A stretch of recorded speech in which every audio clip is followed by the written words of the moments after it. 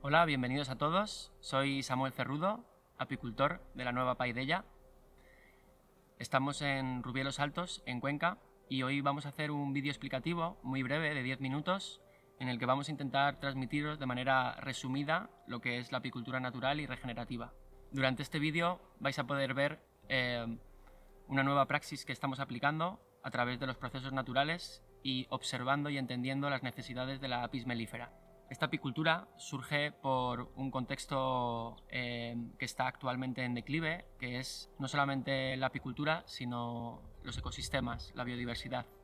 Al final, los suelos son los que sustentan no solamente los cultivos y a las especies vegetales, sino todos los seres vivos que habitan en él. Debido a la práctica que tenemos en la agricultura actualmente y que todavía está en transición, hay muchos pesticidas, herbicidas, insumos que se utilizan en la agricultura que perjudican de un modo directo o indirecto a la actividad de la propia abeja. Es por ello que nosotros estamos situados cerca de las hoces de Alarcón, en una zona Red Natura protegida, para tener un punto de partida lo más real posible a sus necesidades, ya que si nos situamos en parcelas donde están totalmente invadidas por la agricultura, intentar hacer esta actividad sería un trabajo muy complicado porque estaríamos constantemente enfrentándonos a amenazas. Esta visión de la apicultura comprende a la abeja no como un individuo, sino como un superorganismo.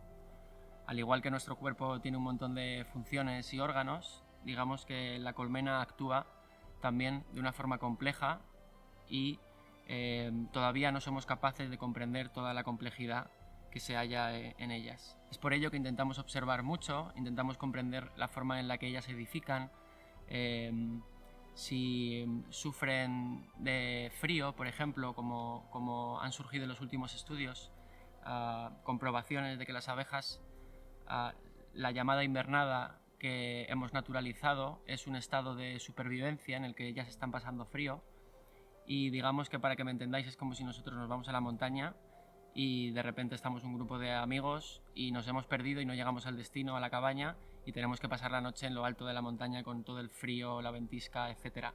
¿Qué vamos a hacer? Vamos a actuar en comunidad y nos vamos a abrigar, ¿no? Pues digamos que el estado o la situación que sufrirían las abejas sería algo similar. Es por ello que nosotros intentamos reforzar con corcho natural, totalmente ecológico en este caso, para que no contenga ningún tipo de químico, y con ello pues podemos reforzar las propias colmenas, como podéis comprobar aquí. Es como si de repente nosotros nos pusiéramos un abrigo.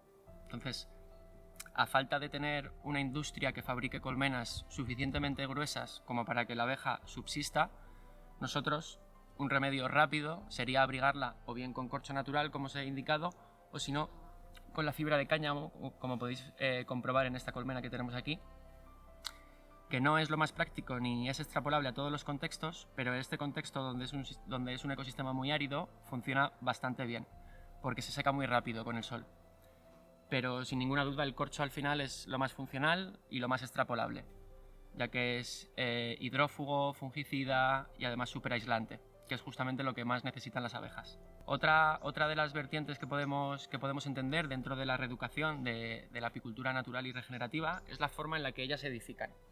Es decir, podemos seguir la corriente y poner láminas de cera que muchas veces, si no tienes tu propio suministro, te estás exponiendo a la contaminación de otros apicultores, ya sean ecológicos o convencionales, porque todos usan productos. Entonces, nosotros lo que proponemos desde esta apicultura en el proyecto Inforest es una edificación de forma natural. Es decir, las abejas siempre, cuando ellas de forma silvestre, esto que os voy a indicar ahora es muy importante que penséis, ¿vale? Esto es una fórmula de fondo, es decir, tenéis que pensar como una abeja. Si tú fueras una abeja y estuvieras en un ecosistema y de repente estás buscando una casa, vas a buscar un árbol lo suficientemente grueso, abrigado y que esté bien predispuesto hacia la orientación, ¿no? que ellas desean, con buen aporte de luz. Pero además ellas de forma natural van a irse al punto más alto de la colmena, y en el punto más alto de la colmena ellas, con sus glándulas cereras, van a empezar a segregar, que lo suelen hacer a partir de los 15 días de edad, toda esa cera de su cuerpo, y van a empezar a edificar de esta forma. Nosotros entonces, ¿qué hacemos? Sustituimos esos marcos que vienen con láminas para que, por un lado, ellas potencien su sistema inmunológico a través de los procesos que ellas están habituadas a hacer, y uno de ellos es la segregación de cera, y además le damos la libertad de que las arquitectas puedan edificar en la orientación y sentido que ellas deseen. No estamos condicionando de ningún modo. ¿Qué es lo único que vamos a hacer? Generar un soporte inicial para que ellas puedan establecerse. Muchos apicultores dirán que esto las hace consumir mucha miel, etcétera, pero bueno, estamos con lo de siempre, ¿no? Que es, si pensamos de manera cortoplacista y solo pensamos en la cosecha de miel, por supuesto, ahí van a tener parte de razón. Pero si pensamos en la subsistencia de las abejas, en que tengamos cada vez abejas mucho más resilientes, más resistentes y más autosuficientes, nos va a interesar mucho más hacer esto porque esto, como os he dicho, va a potenciar todo su sistema inmunológico y va a hacer que ellas de forma natural no dependan de nosotros, de que tengamos que establecer láminas, etcétera, etcétera.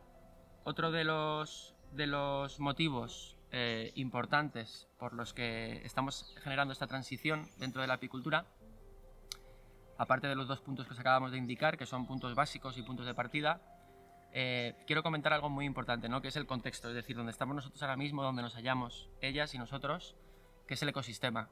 Es muy importante que se haga una observación y un análisis del ecosistema, del espectro melisopalinológico. ¿Qué quiere decir esto? Todo el espectro, todo el abanico de especies vegetales que puedan proveer polen o néctar para las abejas.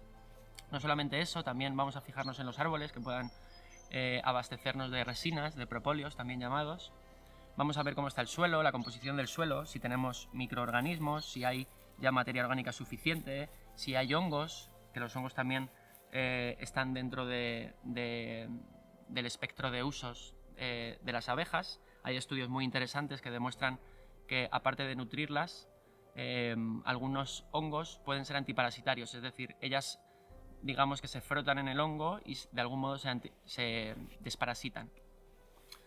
Es muy importante entender todos estos sistemas, todos estos elementos en el ecosistema, porque es lo que va a hacer que entendamos que las abejas tienen lo que necesitan, o que de algún modo hemos interceptado el estadio y vamos a acompañarlo en esa sucesión natural para que cada vez tengamos un ecosistema más complejo, más biodiverso, y que las abejas tengan que pecorear mucho menos. Otra de las dinámicas que establecemos aquí es la forma en la que ponemos nuestros alzas. Las alzas, siguiendo un poco el ritmo que os he explicado previamente, cuando una abeja llega a un árbol de forma inicial y empieza a hacer o a fabricar, a construir la colmena, mejor dicho, ellas lo hacen de arriba a abajo, siguiendo la gravedad. Nosotros lo que vamos a hacer es ir dejando espacio diáfano, espacio futuro de construcción en la parte de abajo, porque ellas van a empezar siempre desde arriba, y para seguir esa continuidad nosotros introducimos las alzas abajo. ¿Qué vamos a conseguir con esto? Que ellas siempre van a estar creando la cámara de cría en la cera nueva de forma natural. Entonces las partes más envejecidas o las partes más longevas de arriba van a estar siempre las reservas de miel, con lo cual va a facilitar mucho a la hora de cosechar, que simplemente en la época en la que se cosecha, que concretamente nosotros lo hacemos una vez al año en enero, también un poco por las condiciones de nuestro ecosistema, y asegurándonos que pasen el invierno con todas esas reservas, porque todo esto me va a servir a mí de aislante para la colmena, y eso que hemos hablado inicialmente de que pasan frío las abejas, vamos a poder tener una herramienta de forma natural que ellas mismas han edificado porque son sus reservas y las van a proveer de abrigo aparte de alimento en caso de necesidad.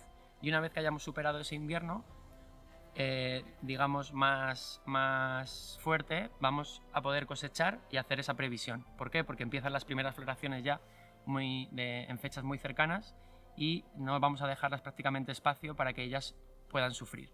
De modo contrario, cuando se cosecha en verano o se cosecha en otoño, al final lo que estamos haciendo es quitarle el abrigo y estamos debilitándolas de cara al invierno. Nosotros, de este tipo de apicultura, dejamos, por ejemplo, hablando de la gestión del suelo, como hemos hablado antes, dejamos que esto se llene de microorganismos. Es muy importante que los suelos sean ricos, que tengan materia orgánica, porque esto va a traer depredadores de la varroa. Seguramente que esto a muchos les pille de sorpresa, pero en muchos países ya hay cientos de estudios, y yo, durante este proyecto, concretamente la primavera del año pasado, durante la enjambrazón, pudimos observar los primeros pseudoescorpiones. Pseudoescorpiones son pequeños parásitos depredadores que, como vais a poder ver en el vídeo, depredan y se comen a la varroa. Estos son aliados que todo apicultor debería proveerse de ellos Y para ello no tenemos que empezar a comprarlo ni volvernos locos como si esto fuese un supermercado. Lo que tenemos que hacer es entender el ecosistema y cómo esos insectos o esos parásitos depredadores han podido llegar a la colmena de forma natural, que es lo que nosotros hemos conseguido. Evidentemente partiendo de un ecosistema ya ciertamente evolucionado dentro de que tiene muchas carencias, pero además también entendiendo por qué están aquí, ¿no? Y cómo han podido acceder a la colmena. Para ello es muy importante que las estructuras puedan de forma fácil subirse a la colmena estos parásitos depredadores y puedan acceder a ella. Evidentemente las abejas tienen que aprender a buscar sus recursos, como haría una persona de forma natural. Entiendo y entendemos que venimos de una cultura del cuidado, de una sobreprotección, y esa sobreprotección a veces, aunque la intención sea buena, estamos generando un impacto negativo en las colmenas. Entonces, desde este tipo de apicultura, que estamos no solamente atestiguando año tras año, y que no se acabará en este proyecto, porque esto empezó en 2019, Inforest le está dando continuidad y seguirá teniendo continuidad dentro de nuestro aula, es muy importante que de aquí al final saquemos genéticas mucho más reforzadas epigenéticamente y más autosuficientes. Bueno, y ya para cerrar, sé que ha sido un vídeo muy breve, pero quería que fuese introductorio y que al menos os quedaseis con algunos conceptos de lo que es la apicultura natural y regenerativa que se está realizando dentro del proyecto Inforest en Pozos-Rubielos de la Mancha, en Cuenca. Y nada, daros las gracias por la atención y nos vemos en el próximo vídeo. Un saludo.